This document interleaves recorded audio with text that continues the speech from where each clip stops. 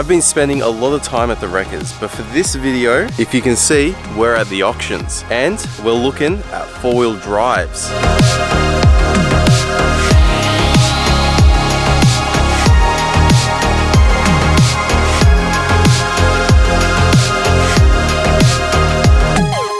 Starting off, we're going to briefly gloss over this Range Rover. And I say briefly because in the last video, I had many things to say about these cars. These cars are incredibly unreliable. They're a cool car. I've got a bit of a soft spot for them. However, these started the unreliable trend for modern Range Rovers because this can be considered the start of the modern Range Rovers. This particular one has a 4.6 litre V8, so not a Rover V8 like the classic Range Rovers. Solid front and rear ends, so technically it is pretty good for four-wheel driving. I'm pretty sure it even has a rear locker and it's coil sprung all around as well. Surprisingly, it's the only one here at the auctions as far as I can see. But yeah, this was considered the lap of luxury back in the early 2000s, and I'm surprised it even made it into the car park here. So if you're watching from around the world, here in Australia we have a huge mining industry, and a lot of these Hiluxes end up getting used and abused and then dumped at the auctions, and this one is no exception. Over here we have a single cab 2.8 1GD Hilux, and as you can see, it looks exceptionally clean under here.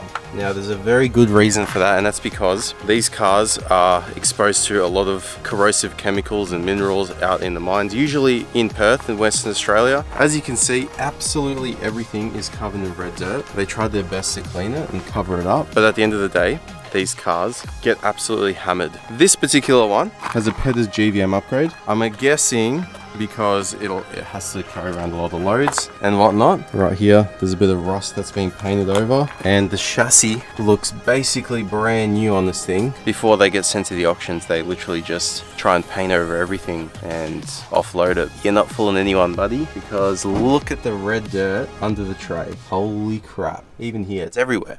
Let's take a look inside. Completely bare bones. So this one's an automatic. It's a single cab. It doesn't smell too bad in here, surprisingly. Let's take a seat inside. I think some large unit used to drive this thing because I'm sort of sitting on a slope right now.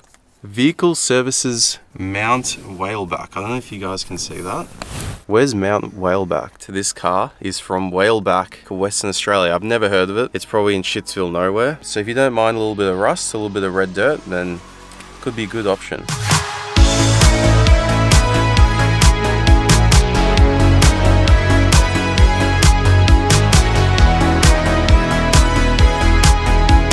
Moving on into an area that I'm not so familiar with. I'd like to think that I'm quite knowledgeable in a few cars, and a lot of you guys like to point that out as well, which I really appreciate. Because these cars are quite new to Australia, I don't really know much about them, and that of course is the Ford F-150. So not quite sure why this ended up at the auctions. I'd imagine that these would sell quite well in the used market because they're so expensive when they're brand new that when you sell them on used, the depreciation hits quite badly. But again, I'm just assuming here. But this one, I know that these came with a couple of different engine options in the States, but in terms of Australia, I think they either came with a 3.5 litre twin turbo EcoBoost, and I think came with a 5 litre Coyote out of a Mustang, but we're about to find out. There we go.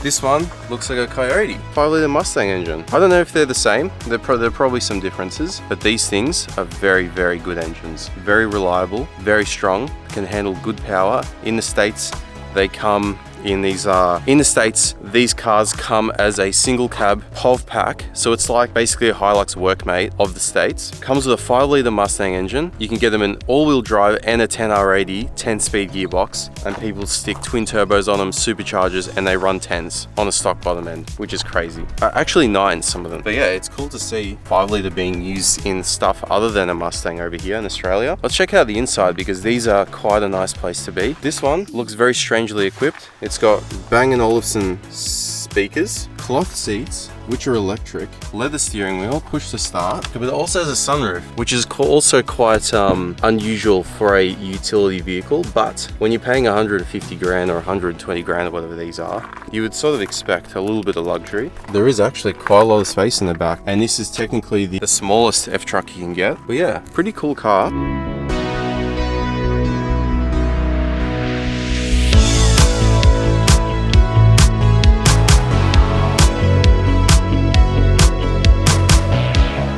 So, as well as the wreckers, at the auctions, you can also find some pretty interesting cars. So over here, we have a car that's pretty uncommon to find on today's roads because normally they turn into a pile of rust. But this, I think, is either an MQ or an MK Patrol, which came before the GQ. So it's like a mid to early 80s Patrol. I don't really know what engines these come with. I think they came with RD28s, SD33. So this looks to be some sort of NA diesel. Oh no, it's not NA. It literally says turbo on it.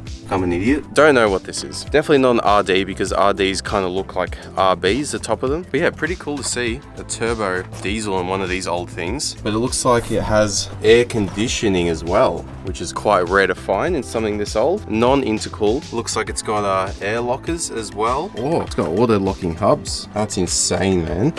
Super cheap special steering wheel. Got some gauges, rev counter in an old diesel, also quite rare to find. A refrigerated center console. It's got a front air locker. Also looks to have a 4-speed gearbox, not a 5-speed. Yeah, there are definitely some good parts. A lot of money spent on this thing, but will I own one of these? Probably not. And I'd go for a 60 series Land Cruiser, to be honest. It's still cool to see one of these at the auctions.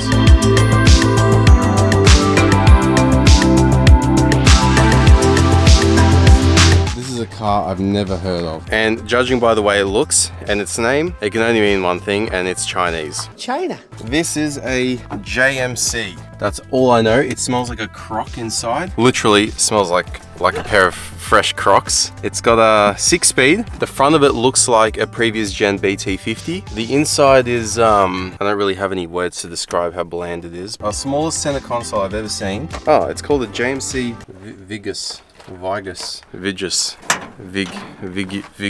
Don't care. Well, that doesn't really show much. Actually, judging by the front timing cover, kind of looks like a bi-turbo Ford motor. A little bit. If you own this Ute, I'm sorry to hear. A version of Ford's turbocharged, the JMC uses Ford engines in some of their cars. Oh, there you go. I was right. Did you see that? I just looked at it and I knew. But anyway, don't care. Next to the Jack, we have a PX2 Ranger. And then next to the PX2 Ranger, we have a PX3 Ranger. Now, I'm not going to really talk about these because everyone and their dad and uncle and brother and dentist owns one. They're good cars, but I have a bad feeling about the 5-cylinder diesel engines. They're just stupid. The whole variable oil pump pressure thing is just silly in a utility vehicle. Again, they're way too overcomplicated with DPFs and EGRs and all that shit for it to be reliable like a Hilux or a Land Cruiser or something like that. So I don't know, they're alright. They drive pretty good. They sound kind of good when you put an exhaust on them. Another very uninspiring Ute, which is quite common on our roads. Pre-facelift NP300 Navara, 2.3 litre Grenadier engine. But these do have a coil sprung rear end.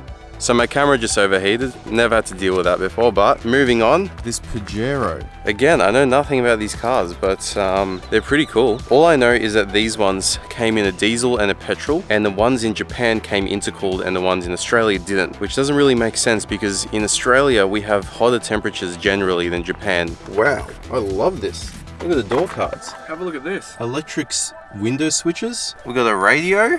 Cassette player, air conditioning. Oh, no way. It's got cruise control.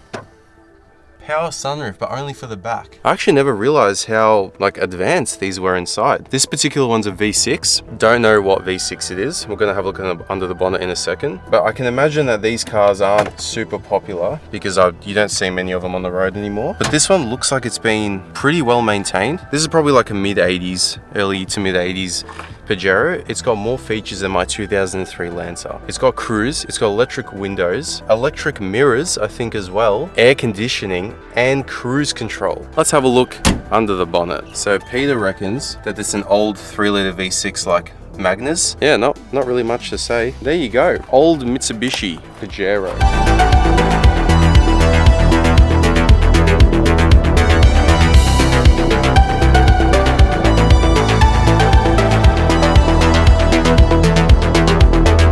Walking up into this aisle, we have this GU. We're going to get to this in a second, but the first one we're going to talk about is this GU.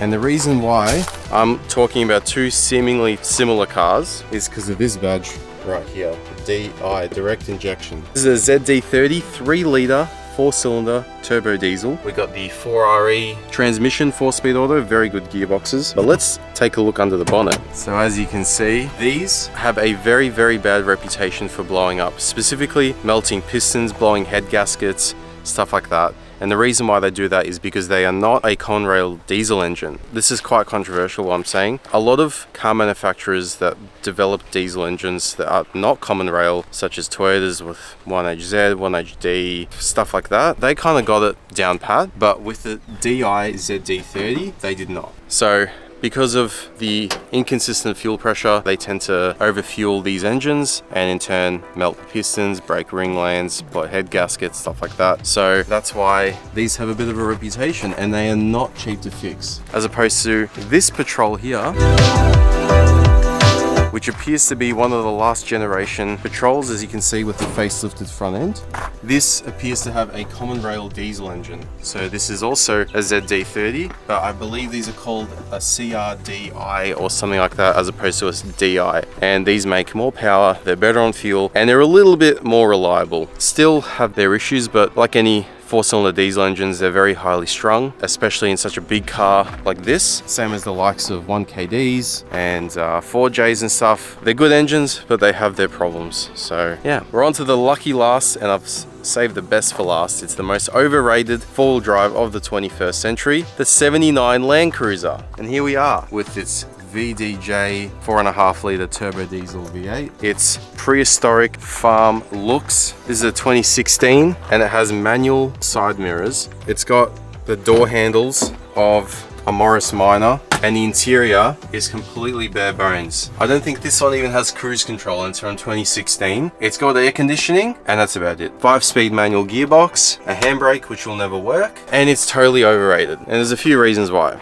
First of all, the price. Brand new, if you can even get one, they're about $100,000, first of all. For $100,000, you get something that looks like it came out of 1989. You get manually adjustable mirrors. You barely get any features inside. You get rear leaf springs, and you get a track that's narrower in the rear than it is in the front, which makes absolutely no sense, but they have continued to keep doing that. These engines, they're a bit hit or miss. They are quite good, however. They do tend to blow up as well. Pistons, they like to spin bearings as well. Turbo is very common. They more so have problems in the 200 series Land Cruisers more than these, but it's quite strange because it's a 4.5 litre diesel that makes 3.5 kilowatts and 100 Newton meters of torque, and they still blow up. If you want a good diesel engine, 1HD. But here is a 2016 and this is a 2018.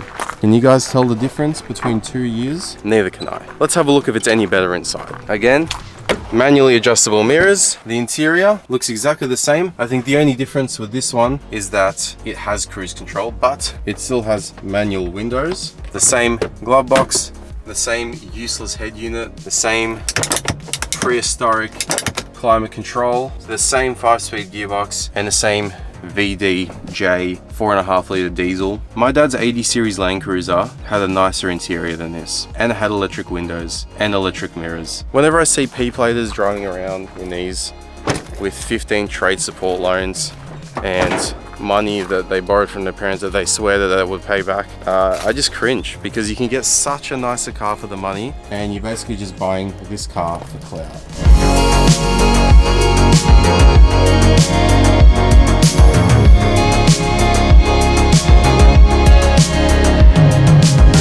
Anyway guys, I hope you enjoyed this video. This is the first time I've actually been at Gray's. First time I've been to the auctions, other than buying my Lancer. You can't film at Mannheim because of their rules, but at Gray's they seem to be okay with it, and huge shout out to them for being super chilled. But anyway guys, if you like these record videos, please consider subscribing and liking this video, and I'll see you in the next one. Take it easy.